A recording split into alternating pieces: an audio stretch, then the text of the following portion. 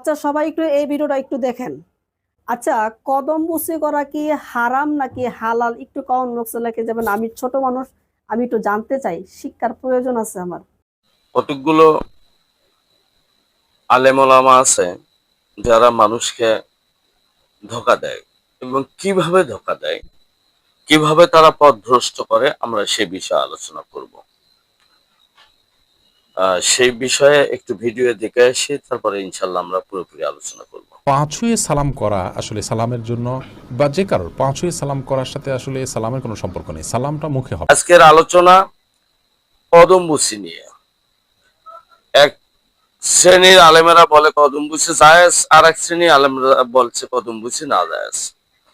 এটার বিস্তারিত ব্যাখ্যা আমরা ডিটেলস শুনবো, এবং আপনারা প্রথমেই বলি, আমি সবসময় খেয়াল করে দেখবেন বা বোঝার চেষ্টা করবেন যে আসলে প্রশ্নের সাথে উত্তরের মিল আছে কিনা। প্রশ্ন হয়েছে এক বিষয়ে, আপনি যদি সেটা নেটওয়ার্কে এক জায়গায় নিয়ে যায় আরেকটা উত্তর দেন, তাহলে কিন্তু একটা টেলিফোন নিয়ে নিচ্ছি।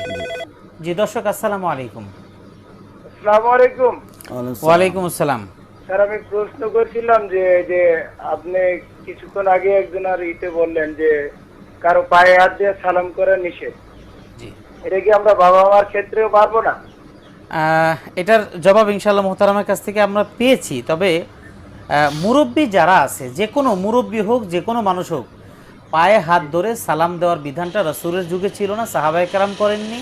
এটা মূলত আসলে এই কথাটা আমাদের মোহতারাম হয়তো সংক্ষিপ্ততার কারণে বলেননি।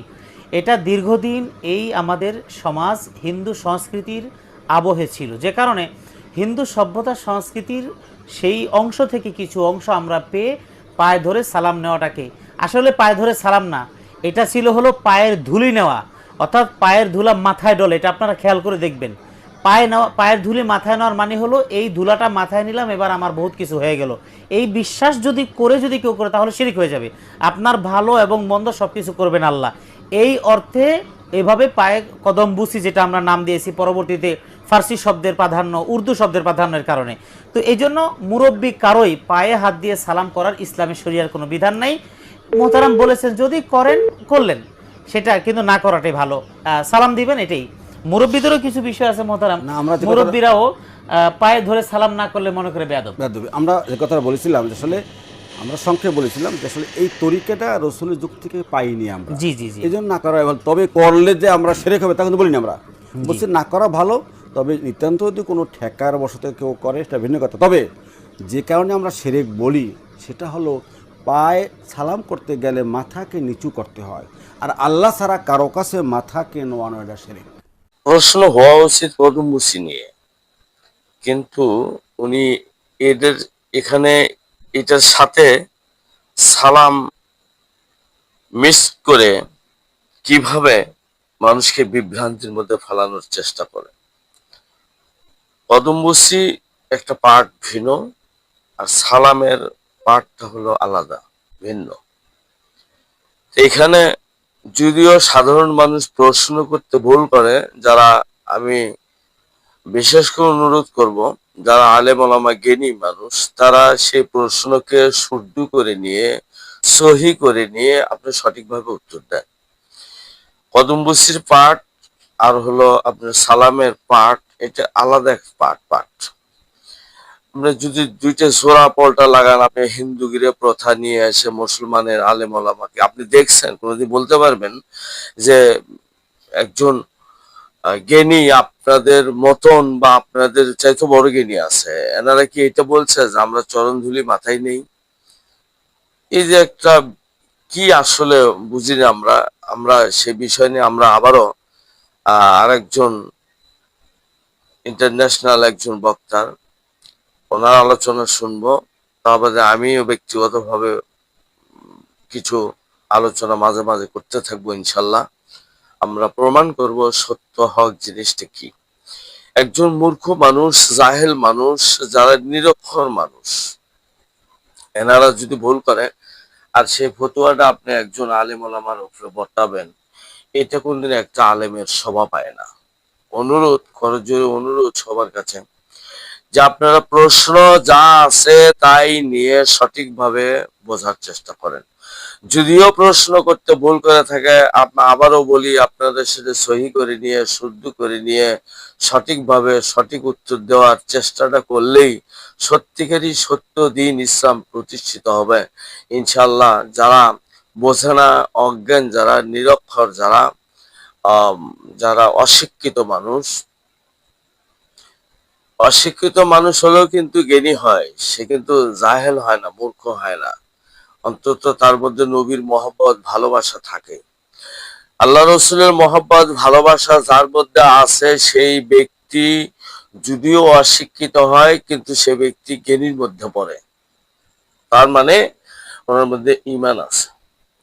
এই ঈমানের প্রসঙ্গ একটু সমতা বজায় রেখে সবগুলো ডিটেলস প্রশ্নের উত্তর দেওয়ার চেষ্টা করবে। এরকম টিভি সেন্টারের মধ্যে বসে থেকে মানুষকে বড় কিছু দেখালে তো মনে করে মানুষ এটি মেনে নেয়, কিন্তু আসলে ফাঁকি দিয়েন না, ধোকা দিয়েন না। ধোকা দিয়েছেন যিনি, তিনি হলো শয়তান। আমি আপনাকে বলতেছি না আপনি শয়তান। আলহামদুলিল্লাহ, আমরা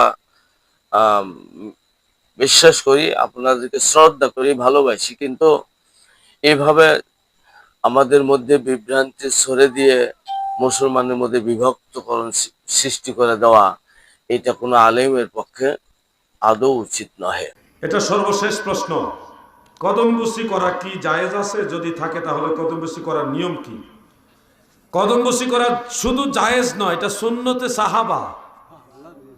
সুন্নতে সাহাবা, এই ব্যাপারে অসংখ্য হাদিস আছে। একটা হাদিস শুধু আপনাদের পরে শোনায়। আবু দাউদ শরীফের 709 পৃষ্ঠার মধ্যে উল্লেখ, মেশকাত শরীফের 402 পৃষ্ঠার মধ্যে হাদিস কানা রয়েছে, ফাতহুল বারি ইবনে হাজার আসকালানি সেটার মধ্যে উল্লেখ রয়েছে, আরো বহু কিতাব আছে এইভাবে। وعن زارع رضي الله عنه وكان في وفد عبد القيس قال لما قدمنا المدينة فجعلناه نتبذر من رواحلنا فنقبل يد النبي صلى الله عليه وسلم ورجلاه رواه أبو داود إسناده جيد। হযরত জারে রাদিয়াল্লাহু আনহু বলেন, আমরা একটা কাফেলা মদিনা মুনাওয়ারায় গেলাম, যার যার বাহন থেকে দ্রুত গতিতে নামলাম। এরপরে নবীজির নুকাব্বিলু ইয়াদান নবিয়া, নবীজির হাত মোবারকে চুমা খাইলাম। ওয়ারিজলাহু, আল্লাহর হাবিবের কদম বুসিও করলাম। সুবহানাল্লাহ। বহু সাহাবী নবীজির কদম বুসি করেছে, আল্লাহর হাবিব নিজে কদম বুসি গ্রহণ করেছে, সাহাবীরা কদম বুসি করেছে, আল্লাহর রাসূল নিজে কদম বুসি গ্রহণ করেছে। এখন আপনাদের কি মনে হয় কদম বুসি জায়েজ না না জায়েজ? এখন কদম বুসি করার নিয়ম, আমাদের এই সমাজটা হলো ফিতনায় জর্জরিত বিধায় আসলি কদম বুসি হলো পায়ের মধ্যে চুমা দেওয়া। সেজদা আর কদম বুসি এক নয়, সেজদা হারাম, শিরক, আর কদম বুসি সুন্নতে সাহাবা। একটা নাজায়েজ আর একটা জায়েজ। সেজদা কপাল লাগায় দিতে হয়, কদম বুসির জন্য কপাল লাগানো লাগে না, ঠুটে চুমা দিলি হয়। মায়ের পায়ে চুমা দিলে জান্নাতের চৌখাটে লাগে, মায়ের পায়ে তো দামি, ওই পায়ের নিচে সন্তানের জান্নাত। সুবহানাল্লাহ। মা এবং বাবার কদম বুসি সবচেয়ে বেশি করবেন, সবচেয়ে বেশি কদম বুসি করবেন কার? মা এবং বাবার। এরপরে উস্তাদদের মধ্যে যদি কোনো বুজুর্গ উস্তাদ থাকে তাদের কদম বুসি করবেন, মুরব্বীদের মধ্যে কেউ বুজুর্গ থাকলে তাদের কদম বুসি করবেন, পীর মাশায়েখের কদম বুসি করবেন, তবে ভণ্ডদের কদম বুসি করবেন না। এটা হলো আসলি কদম বুসি, সরাসরি পায়ে চুমা দেওয়া। কিন্তু আমাদের সমাজ যেহেতু ফিতনায় জর্জরিত, আপনি হয়তো কদম বুসি করার জন্য মায়ের পায়ে চুমা দিচ্ছেন, দূর থেকে কেউ না বুঝে এটাকে সেজদা মনে করতে পারে। এই জন্য একটা হিকমত অবলম্বন করবেন, সাধারণ মানুষের সামনে সরাসরি পায়ে চুমা না দিয়ে, কোনো কোনো ফকিগুন বলেছেন পায়ের মধ্যে হাতটা লাগিয়ে তারপরে এইভাবে চুমা খাবেন। এটা হিকমত, এটা ফিতনার আশঙ্কার কারণে অনেকে বলেছেন। কথা বুঝতে পারছেন মিয়া ভাই? কাবা ঘরে হাজরে আসওয়াদে চুমা দেওয়াটাই হলো সুন্নত তরিকা, কিন্তু সরাসরি চুমা দেওয়ার সুযোগ না থাকলে দূর থেকে ইশারা চুমা করলেই হয়ে যায়। ওই মাসালার সাথে কিয়াস করে কোনো কোনো ফকি বলেছে যদি ফিতনার আশঙ্কা থাকে, মানুষ সেজদা মনে করতে পারে, এরকম একটা বিভ্রান্তির সম্ভাবনা থাকলে আপনি মায়ের, বাবার, উস্তাদের, পীর মাশায়েখের পায়ে হাত রেখে হাতে চুমা খাবেন। এটা কিছুটা হলো এটা মেনটেন হবে, কদমবুসি করবেন। মূল বিষয় হলো কদম। আপনি সব দাঁতগুলো উঠাই দিলেন এত তাড়াতাড়ি, কথা বুঝেন নাই। অথচ সেখানে ইমাম মুসলিম রহমতুল্লাহ আলাই 5.5 লক্ষ হাদিসের হাফেজ, আর ইমাম বুখারী 6.5 লক্ষ হাদিসের হাফেজ। এত বড় হাদিসের হাফেজ আপনি কয়টা হাদিস জানেন? আর এই বিশাল 5.5 লক্ষ হাদিসের হাফেজ তিনি তার উস্তাদ ইমাম বুখারীকে বলছে, কদ্দিমনি রিজলাইক ইয়া উস্তাদ আল উস্তাদিন ইয়া আমিরুল মুমিনিন, হে আমিরুল মুমিনিন ফিল হাদিস, হে উস্তাদের উস্তাদ ইমাম বুখারী, আপনার পা দুখানা আগায় দেন। উকাব্বিলু রিজলাইক, আমি আপনার 2 পা চুমু দিব। ইমাম মুসলিম তো কদমবুসি করতে চাইছে, ইমাম বুখারী তো না করে নাই, কথা কন না। আপনি দেখেন বুখারী শরীফ তো আপনার মাপেন না, আমরাও তো বুখারী পড়ি। কি বুখারী পড়ে খালি আপনি আলেম হন? তো আপনি কি বুখারী শরীফের ভূমিকা দেখেন নাই?